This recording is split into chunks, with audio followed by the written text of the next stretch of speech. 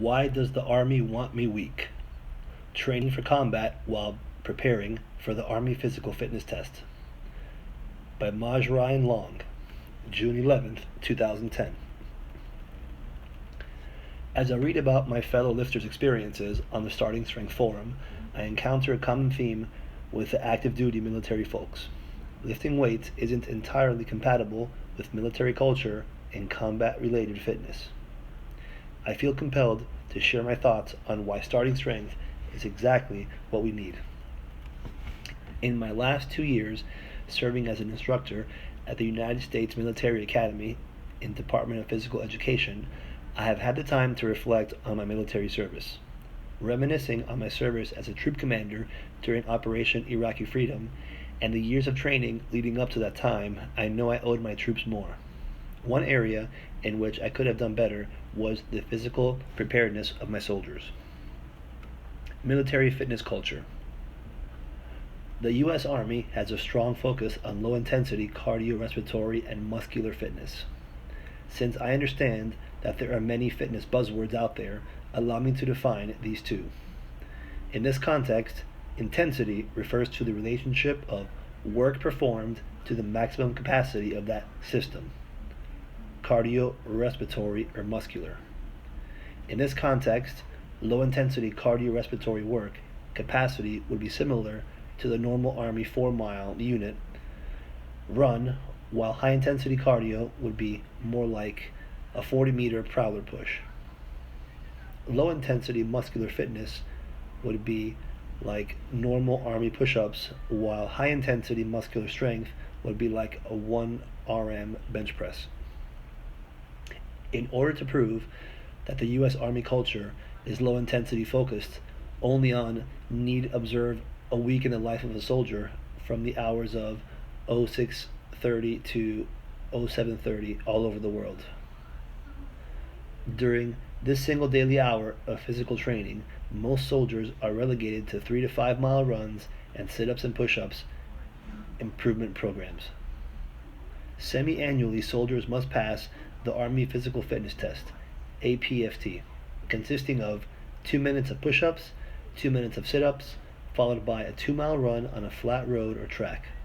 Each soldier gets 10 minutes to rest between events, but must complete the APFT in less than 1 hour. See Table 1 for passing and maximum performance standards by age and gender. The minimum standards are disappointing, while the maximum standards are quite achievable. Physical training, PT, is usually given only minimal attention and is often the first victim of a busy training schedule. Creativity is the exception. Resource limitations, lack of skilled personnel, and time constraints often dictate the activity conducted rather than specific combat-focused goals. Additionally, unit commanders are required to regularly brief their combat readiness, one measure of which is APFT performance. As a result, PT becomes APFT-centric, and our soldiers rarely improve anything other than this low-intensity domain unless they are personally inclined to train in high-intensity areas during their personal time. Most of the current Nintendo generation is not so inclined. Body armor total 33 pounds, OTV 9.3 pounds, ESAPI 10.9 pounds, medium, DAP 5.03 pounds, ESBI 7.75 pounds, M4 rifle loaded with sling 7.5 pounds, 180 rounds 5.56 millimeter with magazines, 1.25 pounds each by 6, 7.5 pounds. Helmet medium 3 pounds, water 2 quarts 4 pounds, clothes and boots 5 pounds, total weight 60 pounds. The fact of the matter is that the ever-increasing loads carried by soldiers and the occasional frenetic pace of combat require high-intensity capacity. In an effort to protect soldiers, our body armor is becoming larger and heavier, slowing us down and causing numerous shoulders and back injuries. Survivability comes at a cost. The extra weight slows us down so much that it prevents us from effectively pursuing the enemy. Most combat operations are not done at the limit of a soldier's low intensity capacity because we don't go out and do a 6-mile dismounted patrol as fast as we can, at least not intentionally. Rather, there are a lot of stationary guard duties, slow dismounted patrols in which we walk to the locals to gather information, and mounted patrols in which we sit in vehicles for extended periods. Every so often, there's a brief period of furious activity as we make contact with the enemy, usually by IED or some type of automatic weapon fire. Combat is usually conducted at either the very low or very high end of the spectrum. I strongly believe, through personal experience, that high-intensity training is the key to survivability and performance on the battlefield. But if a soldier buys into the above, lifts heavy weights, and eats to support that recovery, there is an additional hurdle: the Army tape test. The U.S. Army uses height and weight to screen for obesity, similar to the body mass index or BMI assessment. At my considerable height of 5'4", I'm only allowed to weigh up to 158 pounds, and yes, I get taped. Fortunately, the only punishment for exceeding this 90s small weight is a body fat analysis done by measuring the shoulder's neck and abdominal circumference, and hips also in the case of women. These measurements, along with height, are used to approximate body composition.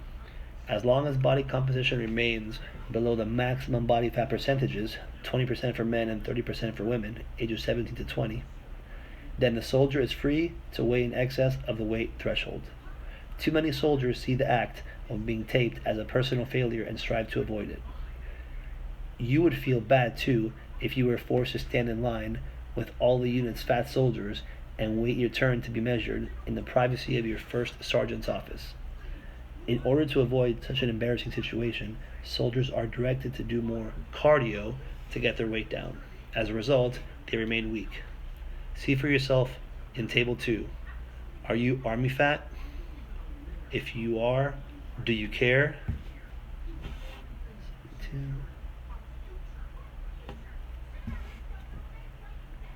Combat focused fitness. As a former combat commander, I am more concerned with the second column in the table above, the minimum allowable weight, that I am with a maximum weight.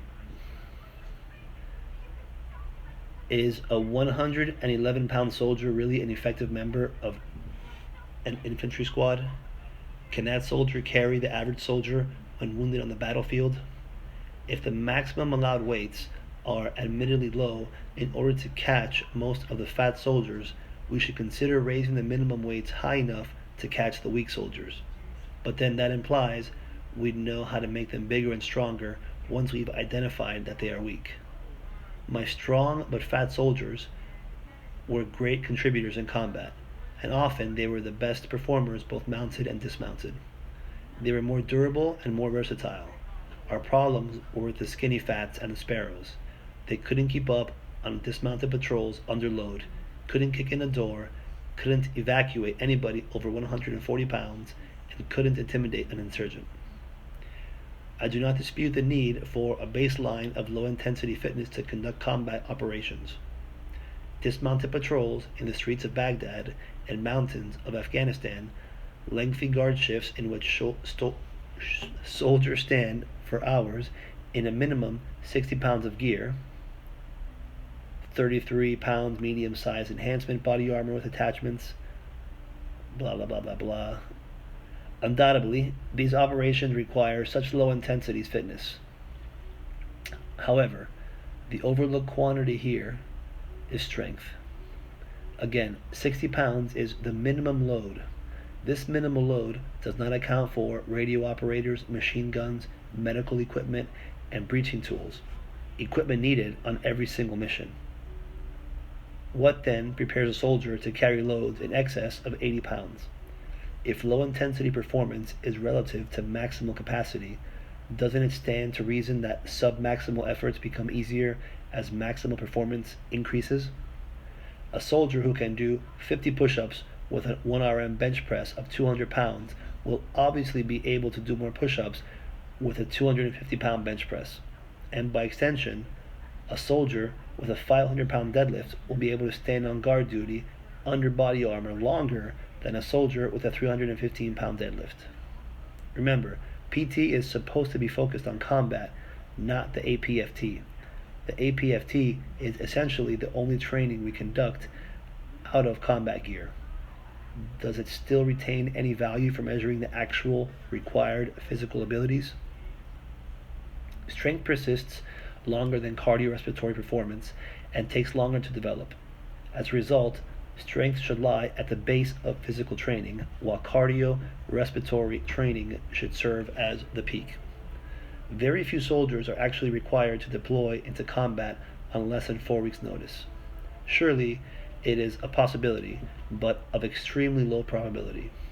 For the vast majority, we have the luxury of periodizing physical training so that we can focus on strength as the base of fitness and use high-intensity cardio to prepare for discrete periods such as the APFT, National Training Center rotations, and combat. In order to demonstrate this concept, I have used myself as a sample size of 1. Really, I just don't like running, but that doesn't sound as good. Training plan. In December 2009, I decided that I would take 4 months to train for powerlifting and compete on March 27th. During that time, I did very little running only 7 times from November to April for a total of 23 miles. Probably because of my latent army guilt for not doing what I'm supposed to be doing. I lifted 3 to 4 times per week for about 90 minutes per session, increasing my back squat from 365 to 515, deadlift from 405 to 490, bench press from 250 to 300, and increasing my body weight from 170 to 185. March 29th began my training for the APFT 4 weeks later. My basic plan was to conduct 1 APFT diagnostic test weekly, 2 interval training sessions, 1 slow run of 3 miles, and 1 to 2 lifting days each week just to keep my sanity. Intervals were to consist of 400-meter intervals with a 1 to 2 work-rest ratio followed by Tabata push-ups and sit-ups. The APFT diagnostic test was performed on the official APFT course each week in order to familiarize myself with the course as much as possible. The distance run was done with a 20-pound weight vest so that I could run with my much larger and stronger training partner, the very same partner that trained me through the powerlifting phase. Weekly plan: Monday, APFT; Tuesday, intervals; Wednesday, lift; Thursday, distance; Friday, intervals; Saturday, lift; Sunday, rest. The 400-meter intervals were programmed by using a formula from Army Field Manual 2120, Physical Fitness Training. You obtain the working time of your 400-meter interval by dividing your goal 2-mile run by 8, then subtracting 5 seconds. Using this formula and a goal time of 13 minutes, my 400-meter time was 1:32. Then you determine your resting time between intervals by doubling your running time. During the course of our training, we identified that we were running the 400s far too fast, often finishing faster than the 120 and never exceeding 1:32. My concern was that I was training a motor pattern that my cardiorespiratory system could not sustain for more than 2 minutes. After 2 weeks, we switched to 800-meter intervals using a similar formula, dividing our goal 2-mile run by 4 and subtracting 10 seconds, giving us a goal of 3:05 per interval. Because this was a slightly slower pace than we had been running in our 400-meter intervals, we gave ourselves relatively less recovery time, resting 5 minutes in between intervals. The 400-meter intervals were the key to getting us out of our comfort zone, off the weight room, and running again, while allowing us to experience a degree of success and not beat us down mentally, while the 800-meter intervals were more effective in establishing a sustainable motor pattern. After each interval session, we gave ourselves about 5 minutes to recover and then began 8 rounds each of Tabata push-ups followed by Tabata sit-ups. We began with doing 10 push-ups and 12 sit-ups each round, the first training session, and then added 1 rep to each round in each subsequent session. In week 3, we stopped doing the push-ups and sit-ups when we reached 15 push-ups and 17 sit-ups every round. We concluded that our strength base had more than sufficiently prepared us to easily max these two events. Conducting the Tabatas also increased the amount of time that our heart rate was elevated, satisfying some nagging urge to do more cardio.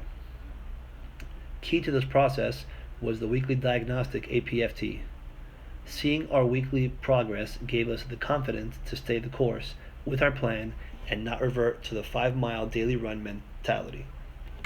Table 3 shows my improvement as measured by our weekly diagnostic APFT. Also important to my training plan was my transparency. I had spoken with my peers and students about my theory and training plan in the hopes of forcing myself to fully comply with the training program. I had no problem complying with my powerlifting training because that was fun for me. Accomplishing PRs nearly daily was a blast. However, I received little joy from running. My transparency successfully ensured my compliance. The results.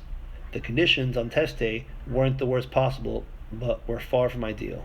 The temperature was in the mid-50s, but the wind was gale-like, 15 to 25 miles per hour with 35 mile per hour gusts. At the risk of quibbing, I'm confident that the win cost me 30 seconds or more.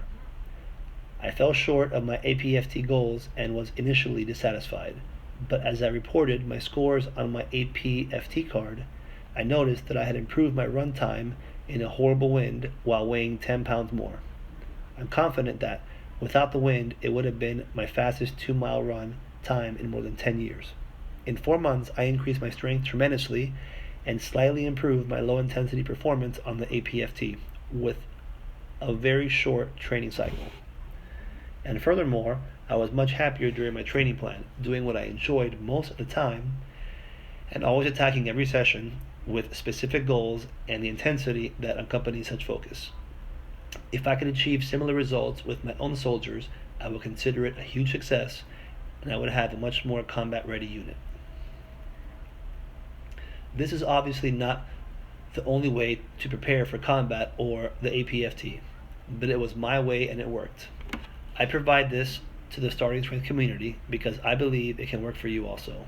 My point is this: do what you like to do, not what you think the military thinks you should be doing. Too many people partake in the self-flagellation of endurance workouts because of their need to comply with their own perception of the military's culture and norms. These poor souls end up half-heartedly following vague workouts tailored toward low-intensity performance. They are often unhappy with their activity and performance, and only feel redemption when in pain. Worse yet, their focus on the low-intensity domain yields very little improvement in any area of fitness. Instead, do what you already know you should be doing and commit to it. If you like to run, go for it. If you like to lift, do that. If you're stuck doing a dumb unit PT plan against your better judgment, my condolences. A big reason many of us don't do the program is because of these other professional requirements, and in my opinion, that isn't a legitimate concern. Following the program doesn't just make you stronger, it lays the base for success in both combat and for the APFT.